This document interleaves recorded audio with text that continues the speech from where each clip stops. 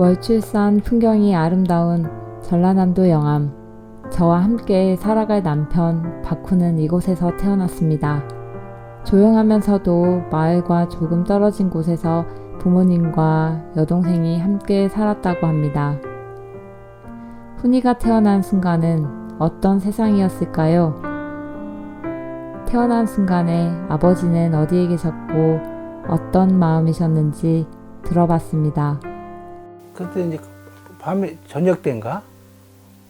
6시, 7시, 6시쯤 되었을까? 겨울 이맘때지. 3월달 아닌가? 진짜 진통 와갖고 그 택시 타고 갔지. 근데 가서 그 쌈밥가 들어갔는데 아직 진통이 아직 안 나니까 소주 한 병을 먹고 왔어. 그때도 애기가 안 났어. 또 한 병 먹고 왔더니 애기 낳았다. 안 오니까 이제 거꾸로 애를 깐나래를 거꾸로 들고 이 엉덩이를 한 번, 두 번, 몇 번 치든 막 그래야 이제 응애응애 울더만. 하나의 생명의 탄생이 얼마나 신기하고 기쁜 순간들이었을까요? 누구에게나 이와 같이 가슴속 감동이 있겠죠? 어머니에게 어린 시절 훈이는 어떤 모습이었는지 물어보았습니다. 또 이제 걸음 짧아져봐. 그래서 이제 처음으로 신북 데리고 갔는데 그때 모르겠다. 몇 살 먹었는가. 아주 어렸어.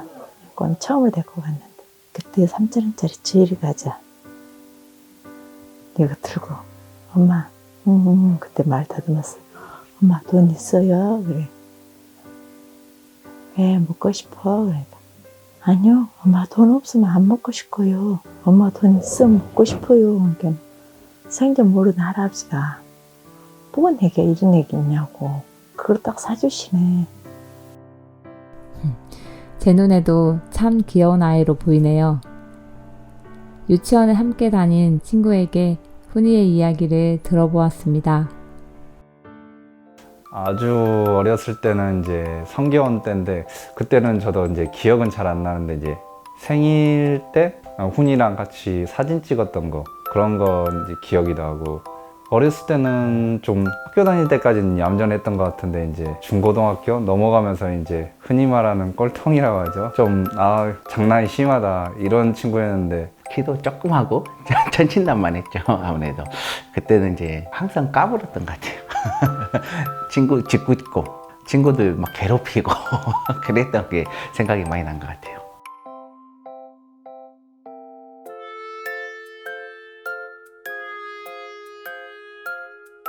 훈이를 통해서 저도 이제 수원에서 같이 이제 일하게 됐는데 그러면서 조금 더 많이 훈이를 알게 됐고 더 가까워졌던 것 같아요. 그때는 훈이가 아마 거의 대장이었죠.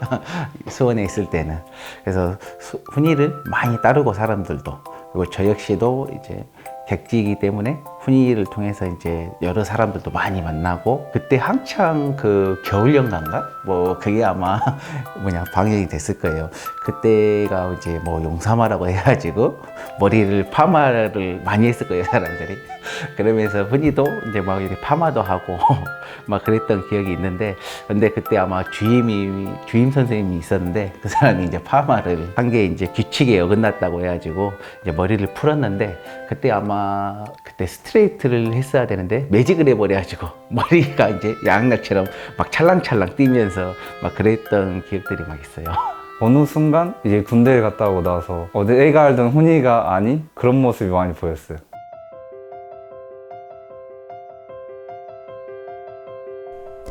군대 시절 힘든 생활 속에서도 많은 가르침을 배웠고 인생의 변화 시점이라고 자주 이야기 들어왔는데 그 중에서도 군법당에서 만난 불교가 훈이에게 가장 큰 변화를 주었다고 합니다. 훈이가 이제 춘천에 있을 때 그래서 마음은 좀 답답할 때 가끔 이제 당일치기로 급하게 가서 이제 새벽까지 둘이 차 마시면서 얘기하고 처음엔 그 차 마시는 것도 좀 어색했는데 어느 순간 되니까 이제 그게 좋아서 훈이한테 야 오늘은 차 안 마시냐? 그러면서 시간 많이 보냈던 것 같아요. 가서 밤 8시에 가면 새벽 2시까지 앉아서 둘이 얘기하다가 뭐 특별히 뭘 누군가 이렇게 훈이가 해결해 준 것 같지도 않은데 근데 얘기하면서 그렇게 풀어졌던 그날이 아직도 기억나. 그래서 지금도 가끔 좀 답답하면 이제 그 시절 그때 가가지고 뭐 차 마시면서 얘기할 수 있는 그런 시간이 가끔 갖고 싶은데 그게 잘 안 되네요. 절대 대학교를 가지 않겠다고 버티던 훈이가 조금 늦게 대학교를 가게 되었죠. 그때가 내가 어떻게 보면은 교수 생활하면서 상당히 좀 어려웠을 때였어. 그런데 이제 너희들 만나가지고 오히려 내가 많이 배우고 다시 학교 생활에 활력을 얻게 되고 이제 그런 계기가 됐었지. 기억이 나는 것은 너랑 은진이가 같이 내 방에서 이제 조교를 같이 했잖아. 같이 아침에 6시 반에 만나가지고 어등산을 2시간 산행을 하고 식당에 가서 아침을 먹고 수업에 들어가고 지금 생각해보면 참 꿈 같은 이야기지. 대학생들에게 있을 수 없는 그런 것들이 참 기억에 남고 또 나는 기본적으로 너희들에게 바랬던 것이 어떤 막 그 이성적으로 굉장히 뛰어나고 뭐 이런 것보다는 따뜻한 가슴을 가지고 이웃과 더불어 살아가는 그러한 제자들이 되기를 원했는데 어떻게 보면 너가 있어서 너를 매개로 해서 나이 어린 학생들하고 그런 것들을 같이 할 수 있는 계기가 됐던 것 같아요. 그렇게 대학교 시절 함께 해주신 교수님 덕분에 특별한 대학교 시절을 보낼 수 있었는데요. 그리고 한국 지도자 육성 장학재단에 선발되어 다양한 친구들과 교류하며 사회성을 키워나가게 되었다고 합니다. 훈이 형이 그때 나 위치도 기억하는 게 그 강당에서 맨 앞에서 사람들이랑 막 되게 재밌게 막 얘기를 하고 있었던 것 같아. 그게 기억이 나는데 나는 원래 아는 사람인가? 라는 그런 생각이 들 정도로 되게 사람들이랑 되게 재밌게 얘기하고 있는 걸 보고 나서 뭐 어떤 사람이길래 저러지? 라는 생각이 되게 많이 들었어요. 사실 심적으로 뭔가 부담이 많이 가는 일이거나 혹은 뭐 가족들의 문제가 있거나 혹은 뭐 친구나 뭐 사회적으로 관계적인 문제가 있을 때 가장 첫 번째로 생각나서 전화해서 막 징징댔던 사람 중에 하나여가지고 그 중에 가장 기억에 남는 게 뭐냐면 이제 오빠는 죽음에 대해서 항상 얘기를 하는 사람인데 저희 가족 내에 되게 있어서는 안 될 그런 죽음에 관련된 어떤 사건이 하나가 있었어요. 네, 그때 제가 의사 선생님을 찾아가서 상담을 받아야겠다 그렇게 하면서 엉엉 울면서 오빠한테 전화를 해서 여쭤봤더니 사람의 기억을 잊어버리는 건 되게 어려운 일이고 또 잃어버릴 수도 없기 때문에 차라리 그럴 바에는 가족들하고 되려 그 죽은 사람에 대해서 터놓고 더 자연스럽게 얘기를 해봐라 라고 추천을 해줬고 근데 실제로 그렇게 해서 저희 가족들끼리 모인 자리에서 오빠가 얘기했던 것처럼 그 아이의 이름을 꺼내면서 되게 힘들지만 서로 그 친구에 대한 기억이나 이런 걸 떠올리면서 울면서 시작은 했지만 결국에 나중에 웃으면서 그 하루가 끝났거든요. 그래서 그런 것도 되게 기억에 많이 남고 제가 형이 한 명 있는데 네. 또 다른 형 같이 정말 내가 존경하고 사랑하고 아끼는 형, 내가 무슨 일이 있을 때마다 생각나는 그런 사람 중에 하나인 사람입니다.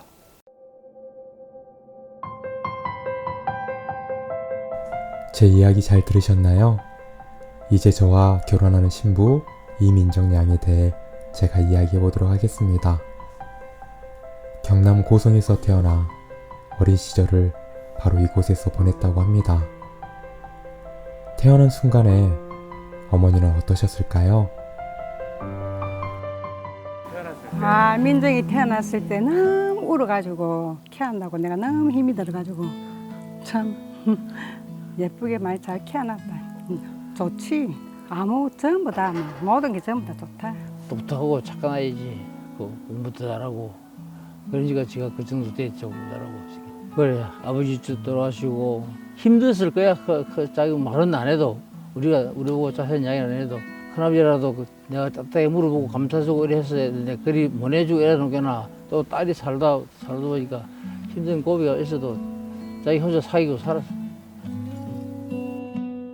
어린 시절 동네가 떠나가기 울었다고 합니다. 그리고 여러 가지 상황에서도 묵묵하게 지내온 시절 잘 이겨내준 그 마음이 참 고맙습니다. 함께 학창시절을 보낸 친구에게 민정이 이야기를 들어봅니다. 어렸을 때 민정이는 예쁘고 피부도 좋고 그래서 부러웠죠. 사실 키도 크고 예쁘고 그래서 커서 뭐가 될까 모델이 될까 했는데 간호사가 돼서 정말 직업을 잘 선택했구나 그런 생각했고 그리고 친구들 사이에서 이제 중학교 때부터 계속 친구였거든요. 네, 중학교하고 고등학교도 쭉 같이 다녔고 그러면서 이제 좀 성장 호르몬이 좀 가다해가지고 이제 같이 비듬도 같이 털어주고 좀 교복이 좀 남색이라서 많이 털어줬죠. 그러면서 이제 싹 트는 우정? 그래서 저희가 그때 남해 땅끝마을 놀러 가가지고 정말 그때 밤하늘에 별 보면서 이야기하고 이제 제가 신발이 젖어가지고 발냄새가 엄청 많이 나는데 그때 다 이해해주고 같이 그래도 차 타고 가면서 이해해준 친구라서 너무너무 고마웠어요. 친구는 그때는 부모님한테도 뭐 이야기할 수 없는 그런 것도 털어놓고 그렇죠. 그 시절에는 아침부터 저녁까지 같이 계속 붙어 있는 거라서 친구가 전부죠, 이 세상에. 첫 직장이면서도 현재 근무지인 병원. 함께 입사했던 동기와 함께 근무했던 동료들에게 민정이 이야기를 담아보았는데요. 저는 이제 그냥 말로 행동으로 이쁨을 받았다면 민정 언니 같은 경우는 신규임에도 불구하고 너무나 완벽하게 일을 해가지고 더 이쁨을 받았던 것 같아요. 그리고 되게 많이 알았어요.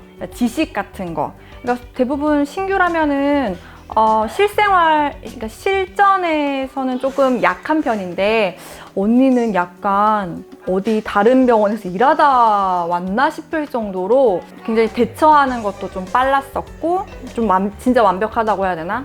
신규임에도 불구하고 그래서 뭔가 시험 같은 걸 보면은 좀 거의 다 이제 다 맞는 그런 스타일.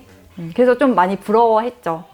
민정 선생님은 츤데레예요. 처음 이렇게 겉으로는 이제 약간 좀 차갑게 말씀하시는 것도 있는데 처음엔 그랬는데 지금은 뭐 전혀 그렇지 않고 병원 일을 하면서 저도 이제 어느 정도 연차가 있기는 한데 그때마다 이제 또 고비가 있는데 이제 뭐 민정쌤한테 얘기하면은 선생님이 항상 그때마다 되게 알맞게 제 조언을 해주시고 위로도 많이 해주시고 그래서 힘을 내고 진짜 버텼던 것 같아요.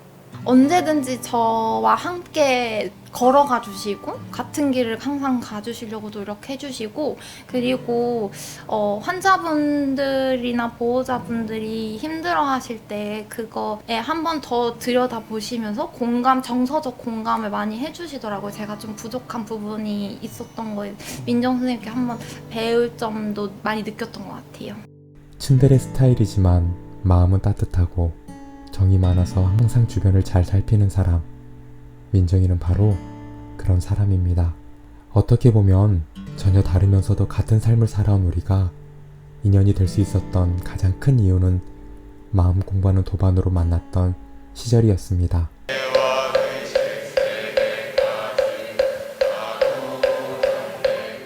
누구에게나 마음이 있지만 어떻게 그 마음을 다스리고 그 마음이 전체가 하나로 연결되어 있음을 믿고 살아야 하는지 몰랐던 저희에게 감사한 도량, 도반, 그리고 스승님이 계심에 더 바른 길을 찾아갈 수 있었습니다.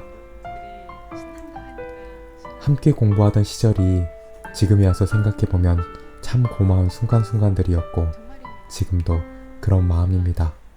저희가 그 초파일 준비할 때 그때 같이 운영팀 했었는데 뭔가 언니가 항상 그 중심이 돼가지고 뭔가 저희가 막 힘들거나 조금 지쳐있을 때 좀 잘 이렇게 보듬어주고 항상 웃고 있었어요. 그래서 언니가 웃으니까 저희도 뭔가 웃게 되고 그래서 한결같이 그렇게 잘 웃어줬던 그 초파일 연등행렬 하는데 훈보님이 그때 사진 찍고 계셨는데 어떤 언니가 막 잘생긴 사람 얘기하다가 막 훈보부님이 근데 마음은 최고로 잘생겼다 하는 거예요. 그래서 에? 그게 무슨 말이지? 이랬는데 같이 할수록 진짜 그게 무슨 말인지 알았어요. 진짜 마음이 멋있다는 게 이런 거구나. 그랬어요. 한 4년 전쯤 제가 되게 그냥 마주치면 인사만 하는 정도였거든요. 사실 심초회 그룹장이기도 하고 해서 그랬는데 법당 이제 한 거 이렇게 오전반 끝나고 이제 법당 가서 예불 모시려고 이렇게 하고 있는데 그 앞에 훈보부님이 앉아 계시더라고요. 그래서 앉아 계시는데 이렇게 마음속으로 그건 내 배우자가 될 사람이라는 그게 마음속에서 그렇게 들렸거든요. 그래서 설마 아니 말도 안 되는 왜 갑자기 이런 생각이 들지? 막 이렇게 하면서 말도 안 돼 이렇게 하고 저는 그냥 넘겼었죠 그때. 네, 솔직한 사실적인 얘기지만 어떻게 보면 이제 저희가 40살 가까이 돼서 이제 결혼하다 보니까 앞으로 뭐 얼마나 이 생에 산다고 하면 40년, 50년 이렇게 살아나가게 되겠죠. 그래도 지금 이렇게 만난 거에 대해서 감사한 마음으로 시작해서 또 계속 그런 마음으로 살 수 있다고 하면 과정이 어떠하든 그것조차도 공부로 생각할 수 있게 살아가 나갈 수 있지 않을까 생각도 많이 들고 이렇게 또 잘 키워주신 부모님 그리고 같이 함께 한 길을 걸어가준 여러 또 도반님들 그리고 항상 마음속에 감사한 스승님 어떤 걸 하더라도 내가 나에게 떳떳하고 나에게 당당한 제 자신이 되고 또 우리가 되기 위해서 이 결혼을 한 게 아닌가 생각이 듭니다.